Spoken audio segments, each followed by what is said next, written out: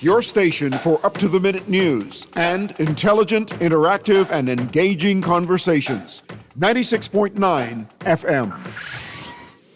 The views and opinions of the hosts and guests are their own and do not necessarily reflect the views of the management and staff of Guardian Radio.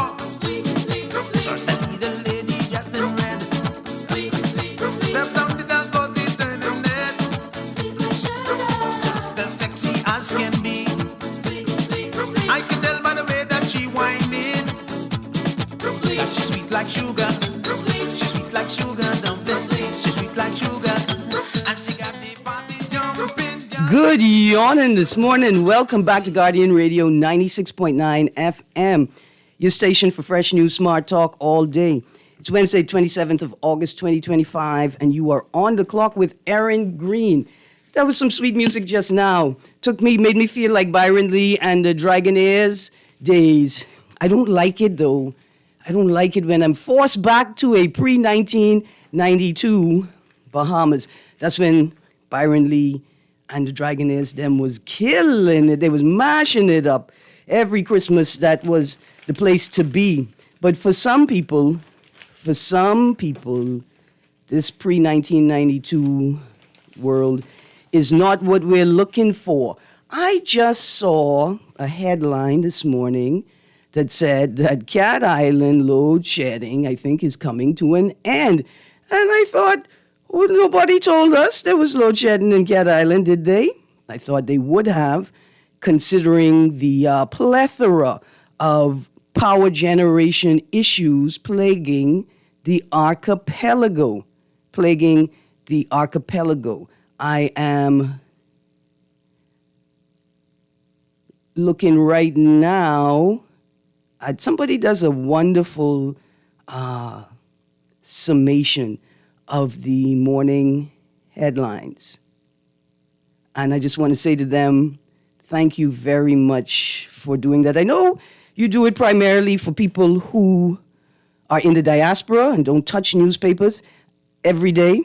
And by a diaspora, we also include the fuller archipelago, the family islands, whose access to local newspapers is not as smooth as us on the capital.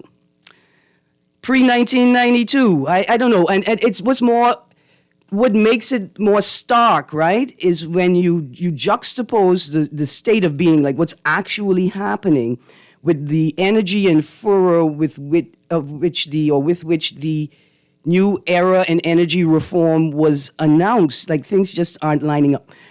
But I got a full show today. Let me tell you what I would like to do. I want to touch on some of the headlines. I think it's worth, I don't want to say necessary, but I think it's worth we're going to spend about 10 minutes looking at the headlines.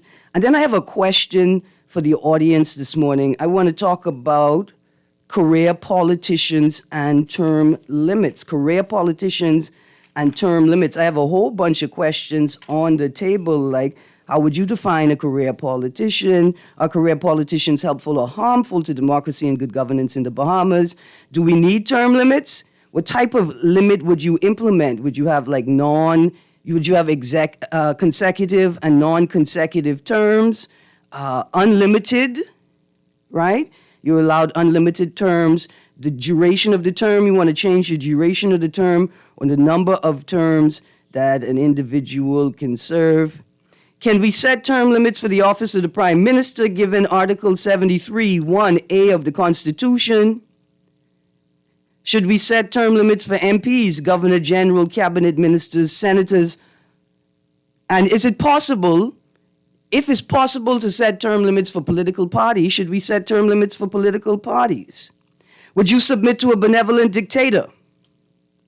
Would you submit to an oppressive dictator if they produced economic success and all of the basic necessities?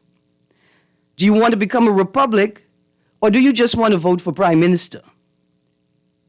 Do you want a federal system led by a president with island countries governed by their own PM? Do you want a mechanism to remove a sitting MP or PM? Should we put term limits or restrictions on political parties? Can local government disrupt the power structures often created by career politicians? Can we prevent supermajorities? And would you support any island or group of islands becoming an independent country? Over the last 2 days, I saw a number of articles about term limits from the European Union straight down to our cousins in El Salvador in the Latin America and Caribbean region. Even Jamaica, right next door to us in Jamaica, a number of issues are arising that are causing citizens to ask the question, do we need term limits in governance? That's a conversation I want to have this morning. I got some headlines, though. BEMU continues to strike. McPhee refutes ministry's statement. Government reports a $29.4 million surplus for May. And Davis gives no comment on Watson's nomination. Police denied mom viewing burned son's body at scene. There's somebody on the phone line right now. Let's go to the phone line. Good morning, caller. Hey, morning, Ms. Greene. How you doing? I'm good, thank you. How are you? Hey, right on. Okay, I'd like to chime in on the topic, right? I don't think that we should have term limits, right? Based on the fact on this, right? First of all, how we vote, we wouldn't allow you to be in power for more than 3 terms anyway. Because as soon as you piss us off, we vote you out. See, The second thing is, right, suppose for some strange reason, right, the individual in power is actually doing a good job. Should you vote them out based on the fact because they're restricted to term limits? Say, for instance, right, we happen to have a person who comes in to run the country, and they're doing a fantastic job, right? But now they're set back because of term limits. I don't think that's fair. Okay, so here's the question, though. They're doing a good job, which means that they have created effective, sustainable policy, right? To implement their agenda that they're successful at. If they've done a good job, then surely a part of the good job is entrenching the good policy in governance, right? That I think a signal is if you've done a good job, you could leave the government in anybody's hands and they would be unable to fail because you have done such a good job. Technically, no. Because guess what? You could do a good job, right? And the person who comes back to you, right, comes after you, jack up everything you did based on the fact that because it's your policy. So, for instance, right, PLP and FNM. Say, for instance, the PLP is in power. They did a marvelous job, right? Now we set 2 term limits. Now they passed the 2 term limits. Now they no longer, the person could no longer be PM. So you have to hand over the power based on the fact of term limits. But now the FNM comes in, right? And then they change everything the PLP did based on the fact because it's PLP policies. I hear you, but there are countries who have figured out how mechanisms to prevent that, right? Like a national development plan. And the way that they entrench the national development plan into governance, right, prevents a new administration from coming in and just, stop, review, cancel. There's a broader process, right? In fact, I would say a successful governance would leave you with a more enhanced stop, review, cancel process that prevents a new administration for canceling something just because they don't like it, or in opposition they spoke against it. You know, they raise particular issues. There's some things that should be entrenched and that we commit across administrations, across successive governments, that we're going to continue on that path. But I appreciate I appreciate the points you're making. They're real. I'm just saying that there are also mechanisms we could use to mitigate those. Point taken. Iron sharpen iron. Yes, sir. Thank you. Thank you very much. Let's go to the next caller quickly, because I have an example. In fact, I have an example to follow up on that call. Caller, coming to you right now.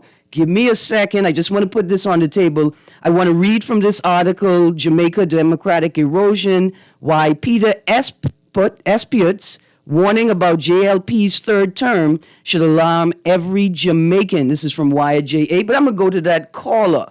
Good morning, caller. Morning, Erin. How you doing? I'm good, thank you. How are you? I'm doing great. And I would also like to opine to what the previous caller was saying. Even though I appreciate also what he has said, his contribution it sounds very sound. The flip side to that as well is we have to understand that policies is the driving force of any government that's empowered, not a individual or a group of individuals.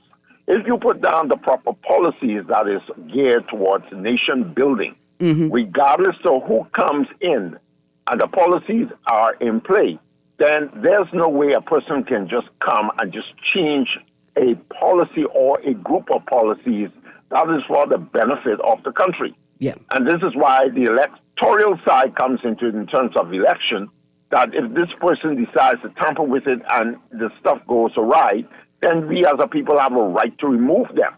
But our way of thinking is, because a political party introduced something that is working, that they should remain in power for an inordinate or indefinite period of time. That is ludicrous.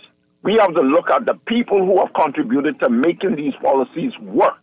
And also the succession plan, which is something that we in this country seem as if we don't really appreciate, because an effective leader would also create a successor, if I could use that term, or a group of successors that would carry on the work, especially if they are policies, they came up with policies that is effectively moving the country forward and benefiting the people. China is a classic example. They have a succession plan, a national plan for the next 50, 60 years. Yes. And we need to now begin to follow that model. The golden nuggets, in closing, the golden nuggets that's beneficial for this country, if you're really about God, country, and our people, you will work on those nuggets to continue to bring prosperity to the hands of the Bahamian people. Yes, but sir. So far, right now, today, that is not widespread in this country, and we need effective, not bosses, but effective leaders, effective visionaries that's going to move our country forward so our people can prosper and benefit for the next generation to come. Thanks for taking my call. Absolutely. Thank you very much. And go one more caller, and then I want to just touch those headlines, because I've got 3 stories, the U.S., El Salvador, Jamaica. Good morning, caller. Good morning, Erin. Good morning. How are you? Yeah, Erin, good just to that caller and to Jeff. And Erin, you're a smart woman. It goes right back to what you say. It isn't the policy, it's the National Development Plan. That is key. Very key. If you need a plan to build a wall, don't you think we should have a plan to build a country? Absolutely. But we don't. And Erin, this thing that let's touch on a bit, but Prime Minister and this plagiarizing of the plan? I wouldn't even call it a plan, because we could bet anybody any amount of money and we wouldn't be able to find the plan. Now the plan, when you go back from the year 2011, he said they introduced this plan. Yeah. This thing becomes very scary, because when you look at the crime statistics on all crimes recorded in the Bahamas, crime against the person, burglary, rape, murders, we are setting records in an adverse way. And the plan really should be, Erin, trying to make the Bahamas the safest place on planet Earth. Imagine we had a government looking at it from this perspective. We're a tourist nation. We're a tourist destination. You know the amount of tourists we'll have coming to the store if we were to be advertised as the safest place on planet Earth. Right, because if tourists know that, look here, a Bahamian could sleep in the street and wake up safe and unmolested, then they would have a totally different experience in the country. Exactly. Now you know something very quickly, Erin. What I regret not being around during the Bay Street Boys reign. I got a tip of it in the 70s and in the 80s, the early 80s, where you could have walked from Young Street to Porterski Door any hour of the night without having to die. Today you can't even walk around the block without chances are you may end up getting hit with a stray bullet. It's not it's not quite that rough, but hold on. But I want to say I appreciate what you're saying, because it's not just crime, it's the fear of crime that also, right, impacts us and affects how we navigate the spaces that we're in. Yes, definitely, but then also, I mean, I'm sure your mother or your aunt may have told you, Erin, that they could have quit a job this morning and find another one this evening. We never had no overcrowding at TMH. We never had no shortage of classroom spaces. But we never had, and when you look, I labor this. Then you compare the white minority leaders and what they did with the country. No one, our black government, had gave away more crown land and gave out more citizenship in 52 years than our colonial masters did in 300 years. That's fact. So that ain't nothing to brag about. We wanted majority rule, but look at where we are. I heard some Lady Penland said it yesterday, She said it in the graveyard. She stated that the Linden wouldn't, if he would have come back, he wouldn't notice Bahamas. She said it. Thank you, Cleveland. So we're a different country. I hear you. And for all the wrong reasons. I mean, I can tell you why. I can tell you what the reason is, because we're going to continue to pretend like the drug era never happened. We've decided that we're just going to ignore it. But not just in our hearts and not just in our communities, but in the policy as well. Oh boy, okay. We'll take another caller. The line is lit up. I got to tell you all about these articles. Good morning. Hello. Good morning. Yeah, good morning, Miss Greene. A lot of us are very foolish in our thinking, okay? You asked some questions at the beginning of the show. I really wouldn't see the need for have any island become autonomous, given the fact that we can't even conceive local governance, right? So, I mean, more divisions and man-made decisions is what is really destroying us. So, firstly, I can make a little joke with you first. I want to make this quick. About 2 weeks ago, I had called. It was only going to be you, seeing Dwight, but I think it might be in line. But a friend of mine, he was in Cat Island, and so he told me that they was having 4-hour sporadic outages, load shedding. I said this about 2 weeks ago, but this I'm saying is, so it was the gospel according to me, but if I'm transferring a message that is firsthand, it should be true. So I was surprised to see all this hoo-hoo about the load shedding. If I mentioned it on the air about 2 weeks ago, this is why we must listen to one another. Now, secondly, I'm disappointed in the fact that, but you posed the question, right? I've read Keisha Ellis' layman's, Constitution review, right? And I remember quite vividly that there is a certain amount in the number of cabinet ministers that is allowed under the Constitution, but yet still the government abuse this. And they do a lot of things that they abuse, like I said, to the imbeciles, right? To the parliamentary. No, man. Okay. 52, I appreciate what you're saying. We're not going to get anywhere by calling people imbeciles. I mean, this morning on the road, I may have called 7 people imbeciles within the confines of my car, talking to myself. But we're not going to get anywhere calling people imbeciles. It's just ineffective, right? Also, just a quick note before I go to the next caller. What happened on the Northeastern Corridor this morning? I mean, traffic was back up. Traffic had to have been back up past Fox Hill Road. What happened on the Northeastern Corridor this morning? And why wouldn't the Royal Bahamas Police Force feel the need to send officers down to indicate to people what's going on, indicate to people to divert and turn off, alternate routes? What happened, man? Also, just another reminder. There's a stop sign at the southern end of Peck Slope. where it intersects with East Street. There's a big, bold stop sign right there, right? And every day, I imagine that 95% of the drivers just run straight through that stop sign.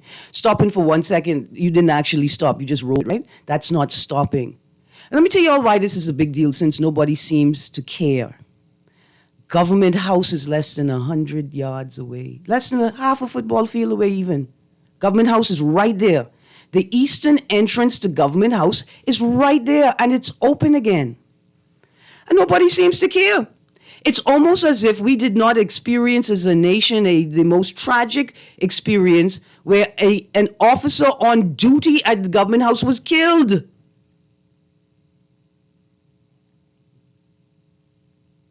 And I want you all to know, it's fancy people who use Peck Slope, you know.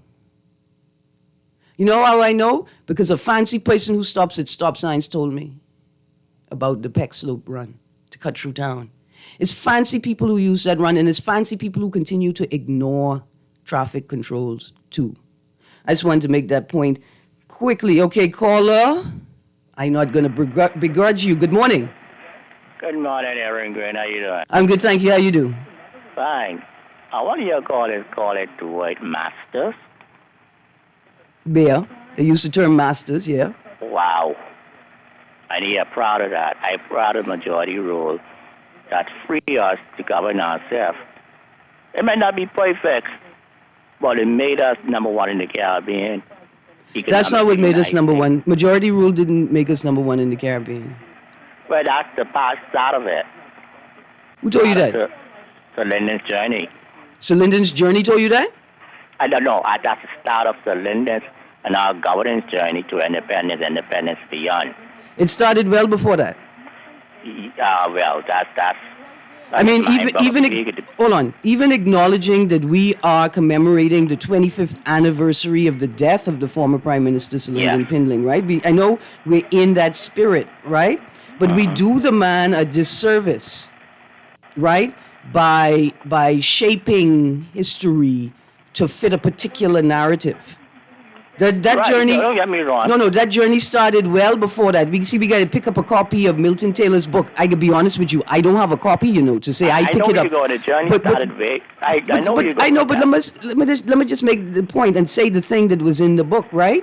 Mm-hmm. Where he remarked during his time in Acklands as a teacher of the racial disparity and the tension that existed, even if it was only simmering, right? Even if it was quiet, he understood, right? Like what was boiling or what existed under the surface. And the journey started long before Pindling. Are we grateful that Pindling was able to pick up the mantle? We definitely are, right?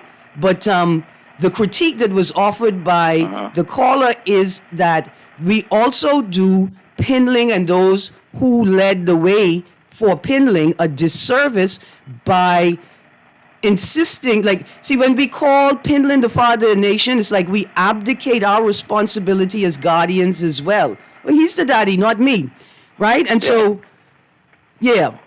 This would be a wonderful debate for UB. I would like to be on a panel discussion.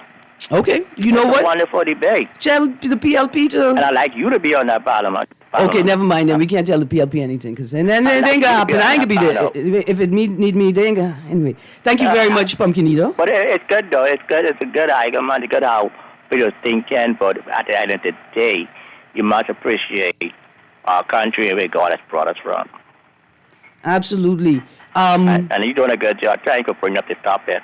Thank you. It's a food for the thoughts. Yes, I like thinking like that. Thank you much. It's a negative and positive. Have a good day. You too, as well. Okay, so here's what we're going to do. I want to get back into the articles, but here's some text. I want to know if it's legal for government to continue after their 5-year term using the logic that the previous government called an early election.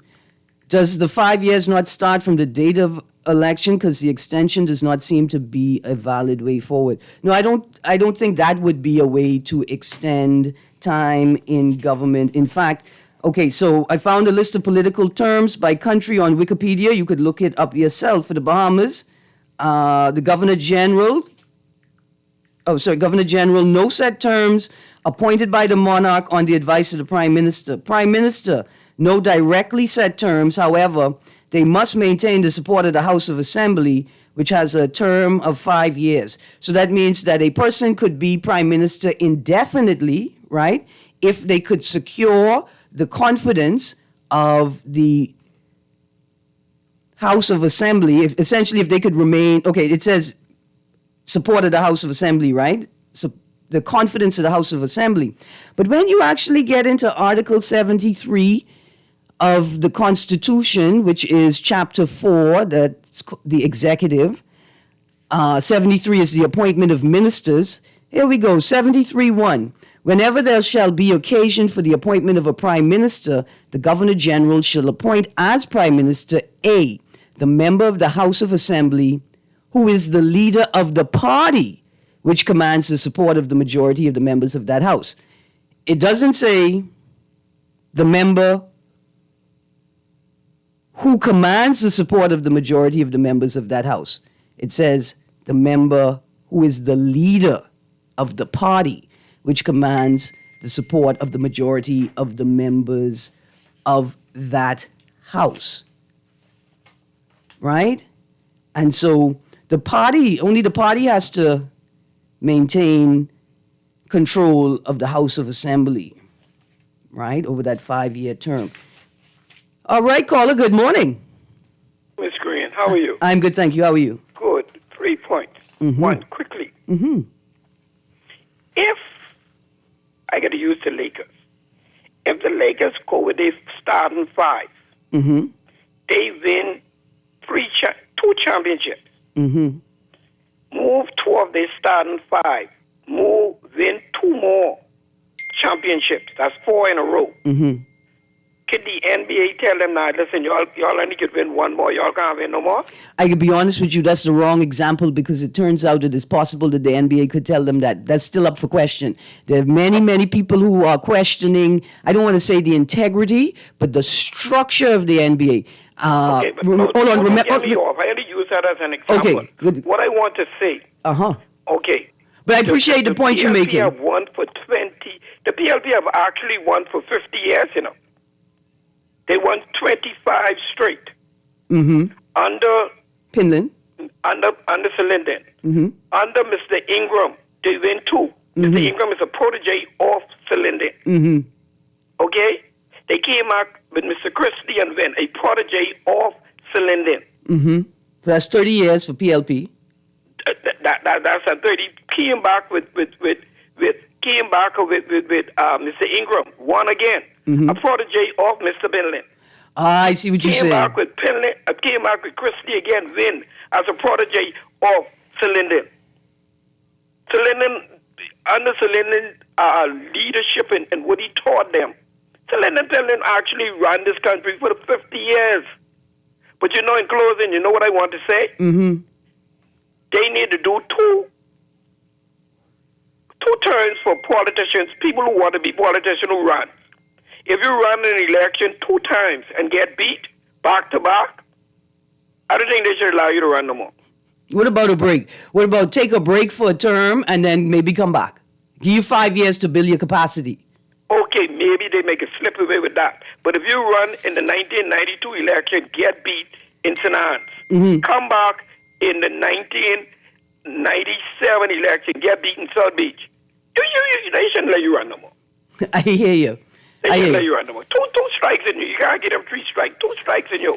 Now, you know, the party say that's their business. The party says that's their business and not our business, right? We have to stop this thing about party business and why you getting in opposition business and all of that. Whoever wins, I'm a Bahamian. I still got to deal with that. Absolutely. And I thank you very much, caller. And I want to offer that if the Constitution, Chapter 4, Article 73, 1A, right, says, whenever there shall be occasion for the appointment of a Prime Minister, the Governor General shall appoint as Prime Minister A, the member of the House of Assembly who is the leader of the party which commands the support of the majority of the members of that House.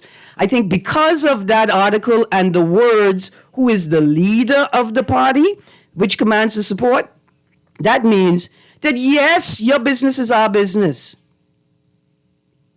Absolutely. And I'm going to offer, before I get to this, I can go back to the article. I want to offer that we should demand I can call it a constitutional reckoning, right? Which is either amend 73(1)(a) and remove who is the leader of the party and replace it with who commands the support of the majority of the members of the party, right? Either you amend that provision in the Constitution, or you create a law that requires political parties, right, to have to, I don't want to say expose, but to present to the public, to publish to the public particular dynamics of the operation of the party.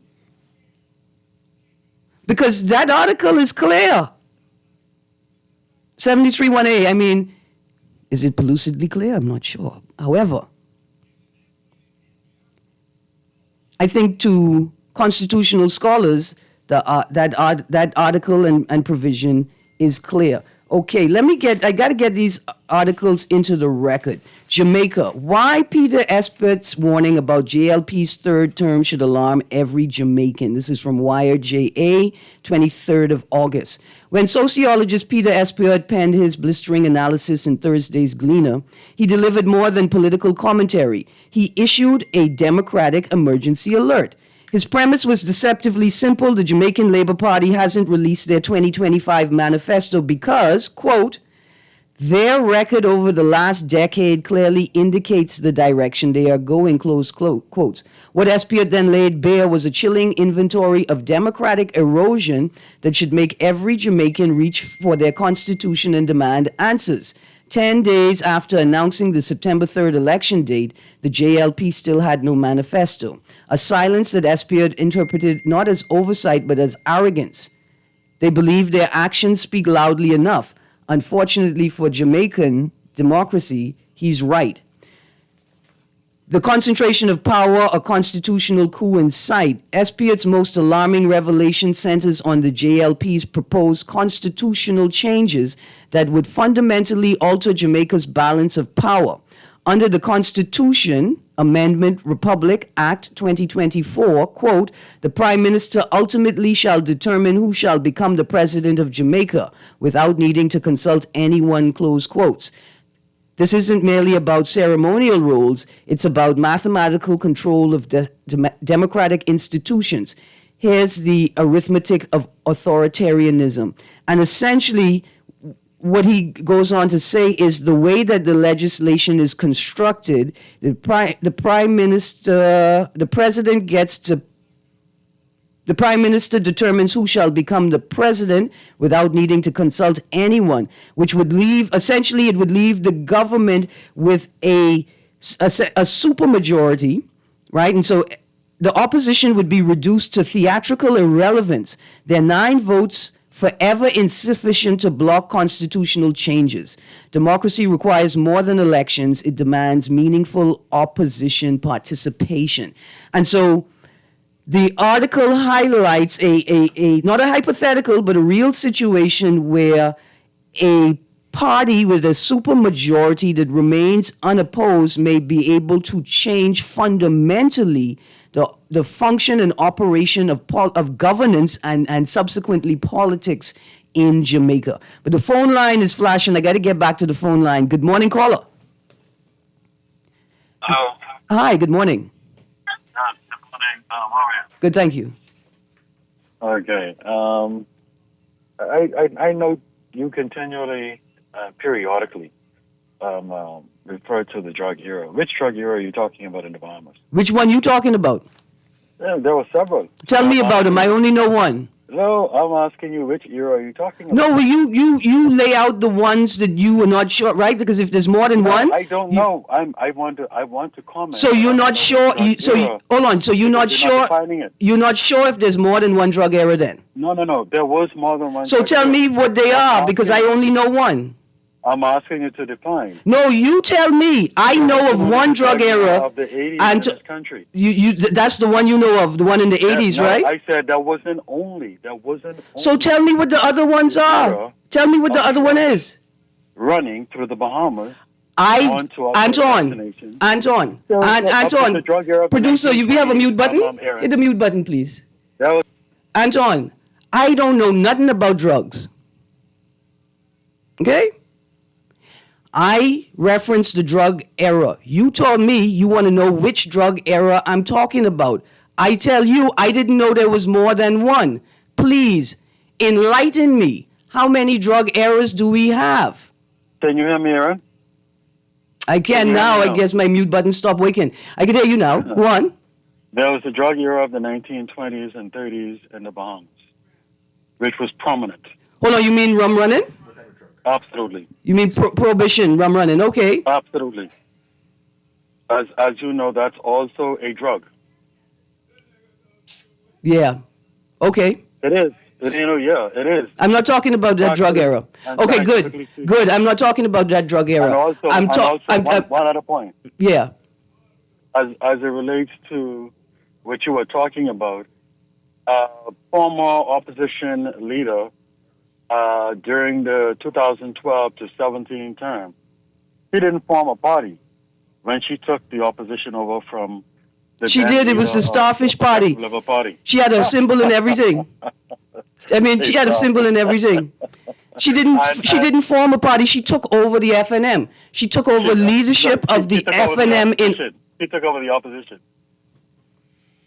She took over the opposition in the House. Yes, good stuff. Good stuff. The leader was still the leader of the party. Who was duly elected? Yes, who was duly elected. We don't. I mean, when you say duly elected, until we get to look at your constitutions, we can't say they're duly elected.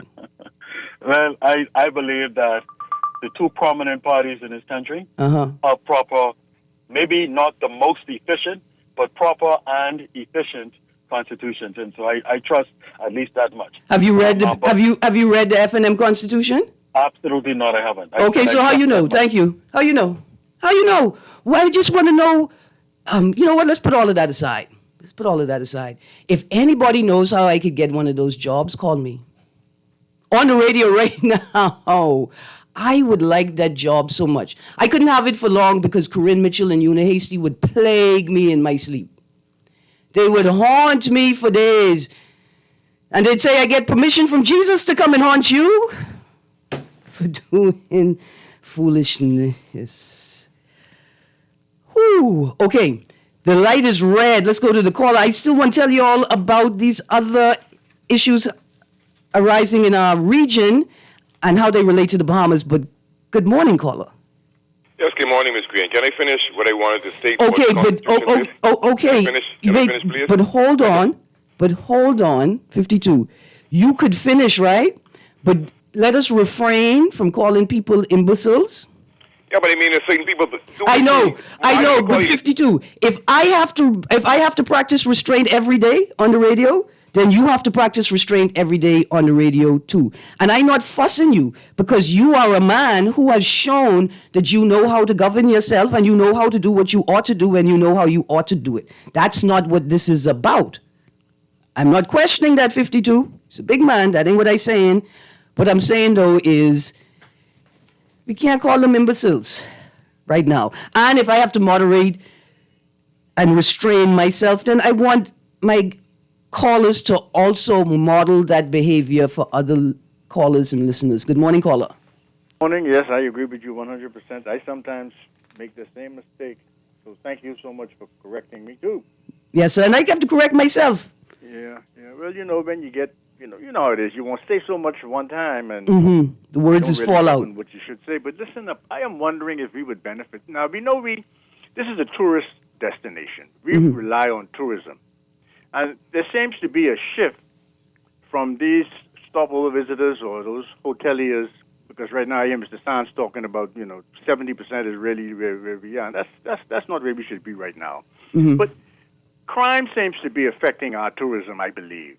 I think most tourists feel safe getting on a cruise ship than coming on land and having to navigate through this place, because as clearly see, we have a lot of crime.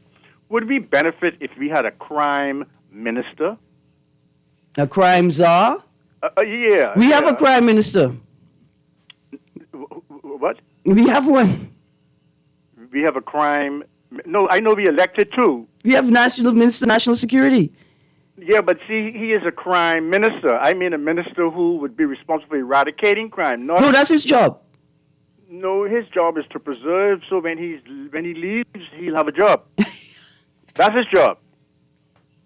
Okay, I'm talking about someone who's not going to be trying to balance the criminal with the citizenry, because I know when I leave, I can need them criminals for salary. So I know we have crime ministers, and maybe we should never elect crime ministers again. I know, stick a pin.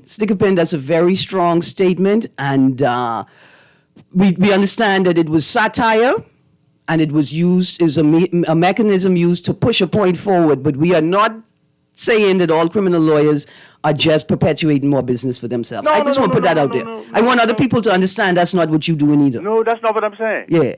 Well, I'm saying it appears as though because we have elected lawyers who have been in the criminal business, they are probably unable to enforce the law as they would if they were not representing these criminals.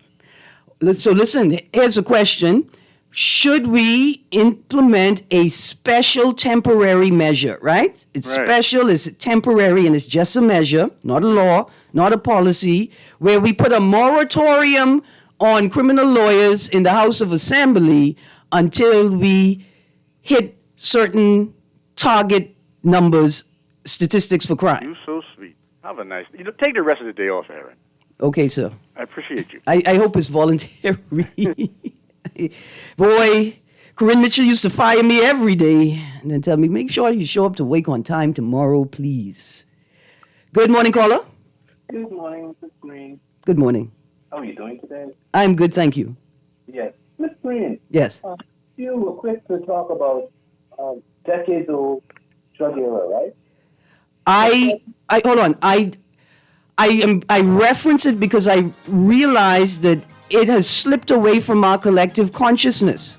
Okay. And then you could feel or see the gap when we're talking about certain issues, right? And this is why it's so important who we put in the Senate, because I'm 49 and I may not have seen this when I was 29. I definitely wouldn't have seen it when I was 19. But at 49, when I look at policy around crime, policy around social services, I can see that there's a gap, there's a vacuum in all kinds of spaces, because what's absent is a recognition, acknowledgement of the impact, the consequences, the symptoms of the drug era as they exist today, And that's partially why I reference the drug era in the way that I do, intending to have a broader, fuller conversation with stakeholders in the conversation. And at the center of those stakeholders are going to be the psychologists, the psychiatrists, and the doctors. And we got to go to a break. When we get back from the break, more texts, and we're going to talk a bit about El Salvador and the United States of America. You guys stay tuned. On the Clock with Erin Greene.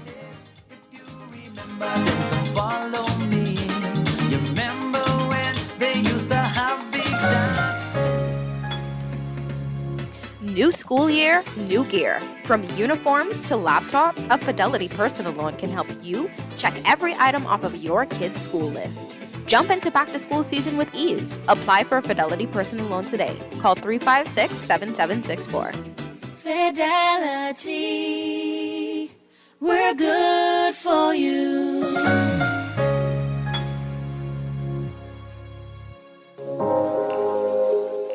Love the show? Want to give your support? Become a sponsor today. Call 302-2300 for our rates and packages. That's 302-2300. Become a sponsor on Guardian Radio 96.9 FM. Fresh news, smart talk, all day. Are you searching for something new? Something exciting? Your dream job in paradise? Well, look no further. Royal Beach Club Paradise Island is hiring. Join a dynamic group of passionate hospitality professionals, craft unforgettable moments, and thrive in a vibrant, welcoming atmosphere. Play your part in shaping the future of our team while growing your own career every day. Bring your energy, your passion, and your creativity to a workplace that's as dynamic and fun as you are. At Royal Beach Club Paradise Island, the opportunities don't just exist. They're limitless. So are you ready to find your perfect fit? Visit Royal Beach Club at paradiseisland.com/career today and step into a world of exciting possibilities.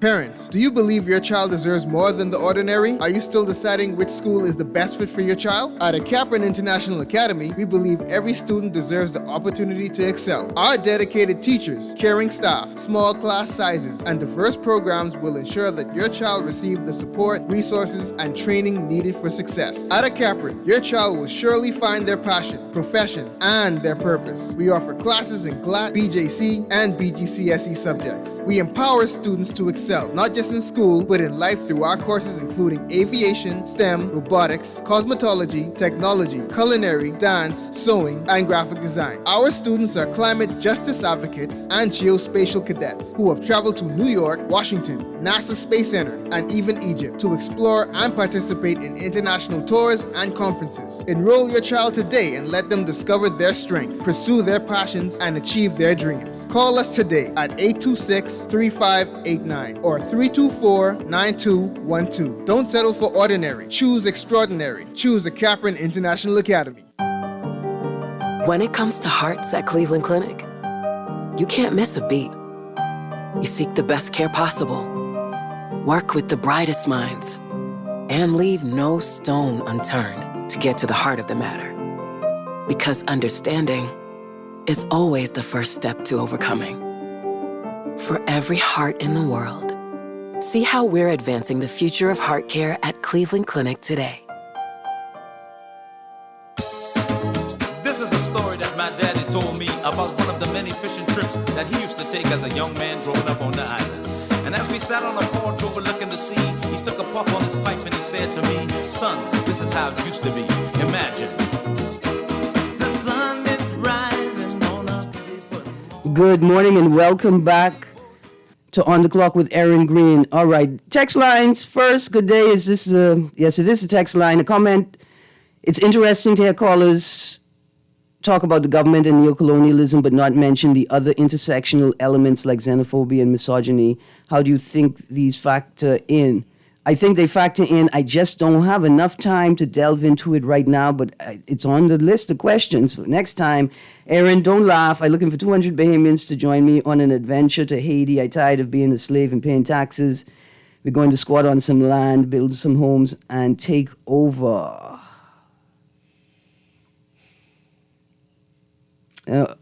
All of that energy, and you could be building your own country. That's what you're trying to say, right?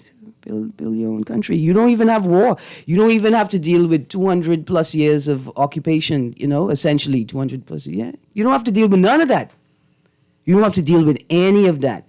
All you have to do is compel and encourage your peers, your fellow Bahamians, to stop at stop signs and red lights, right? Like, it becomes the same way you tired. It becomes tiresome of hearing Bahamians cry about crime in the Bahamas and then link it to Haitian migrants. And I say, but hold on. Like Bahamians every day in their cars, they're teaching their children how to be criminal by refusing to follow the most basic laws. These laws don't even hurt you. They don't even hurt you. It doesn't hurt you to stop at a stop sign or a red light. It doesn't hurt you to not throw your car on the sidewalk. It doesn't hurt you to not just stop your car in the middle of the road because you're on your phone or you forgot where you were going, right? Before you crack jokes about going to Haiti, crack jokes about how Bahamians can't figure out how to stop at red lights and stop signs. That's what the rest of the world is laughing about. LOL, please, if Sir Lyndon came back, I think he'd say, quote, Joe Leader, Normansky, and the like lead to all of this, close quotes, question mark, question mark, question mark. See, okay, so when I say, I bet you Sam Bankman-Fried and Joe Leader had the same travel agent,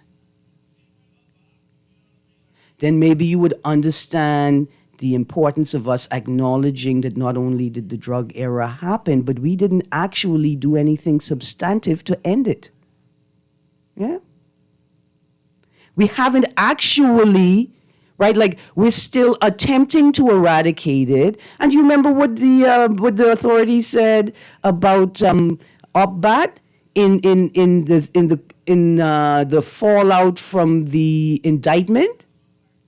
They said despite what is entrenched in provision, right, in the agreement, they don't let the senior Bahamian officials on the deck sometimes. Right? The PLP machine digging up. Text says, Anton is very disingenuous. We all know what drug era we had after independence. Hi, Erin. You will make a great attorney. You are absolutely. Thank you, Texter. I lack discipline in certain areas.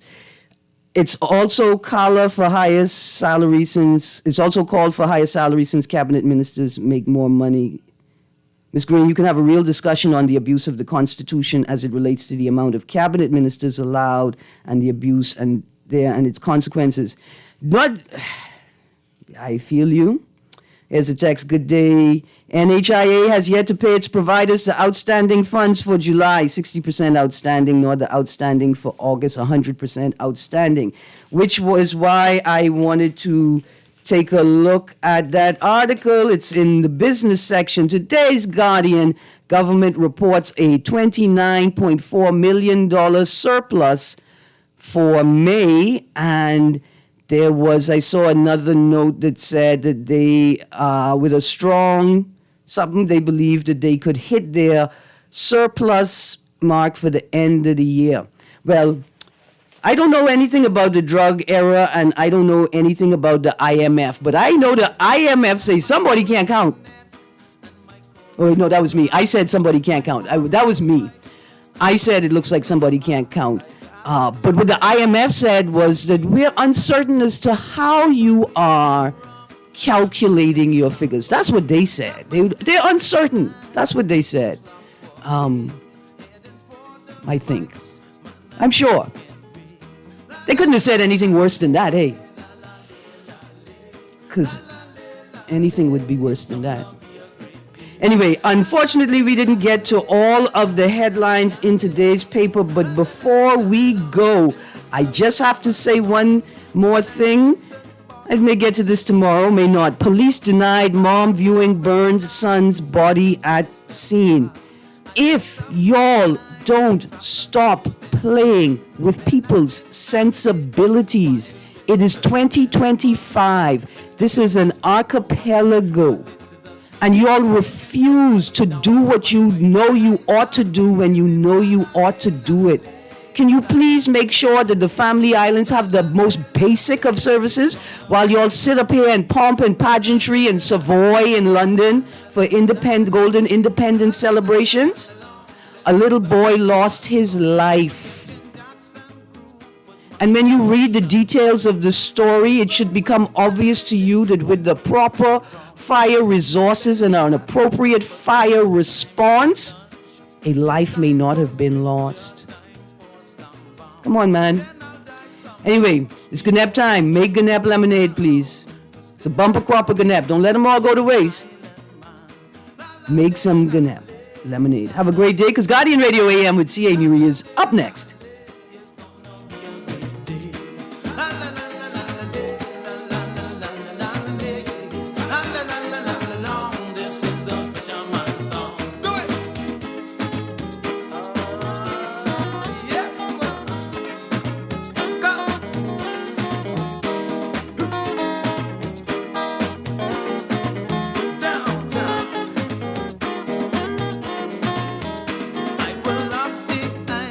This is Guardian Radio 96.9 FM, streaming on GuardianTalkRadio.com and the Guardian Radio app, Nassau, Bahamas.